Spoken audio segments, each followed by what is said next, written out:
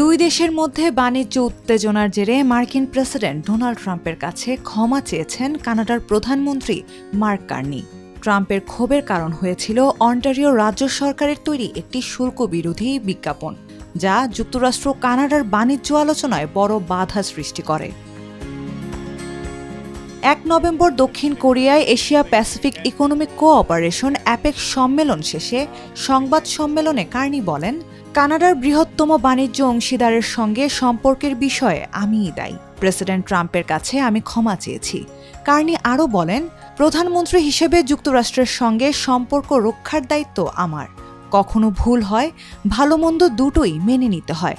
আমি এই ভুলের জন্য দুঃখ প্রকাশ করেছি। বিতর্কিত বিজ্ঞাপনটি তৈরি করেছিল অন্টারিও রাজ্য সরকার। এতে 1980-এর দশকে সাবেক মার্কিন প্রেসিডেন্ট রোনাল্ড রিগানের একটি ভাষণ ব্যবহার করা হয়। সেই ভাষণে রিগান শুল্ক নীতি নিয়ে সতর্ক করেছিলেন যে এটি বাণিজ্য যুদ্ধ ও বেকারত্ব ডেকে আনতে পারে। বিজ্ঞাপনটি প্রচারের পরপরই অবনতি ঘটে দুই দেশের সম্পর্কের। ওয়াশিংটন অভিযোগ করে, বিজ্ঞাপনে রিগানের বক্তব্য বিকৃতভাবে দেখানো হয়েছে, যা ট্রাম্প প্রশাসনের শুল্ক নীতি নিয়ে আদালতের চলমান মামলায় প্রভাব ফেলতে পারে। ট্রাম্প বলেন, আমার সঙ্গে কার্নির সম্পর্ক ভালো, কিন্তু বিজ্ঞাপনটি ভুল ছিল। এটি ভুয়া ধারণা দিয়েছে যে রিগান শুল্ক বিরোধী ছিলেন। বাস্তবে তিনি শুল্কের পক্ষে ছিলেন।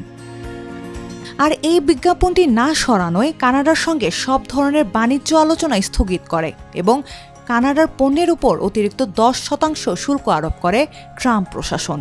ফলে মোট মার্কিন শুল্ক বেড়ে দাঁড়ায় 35%।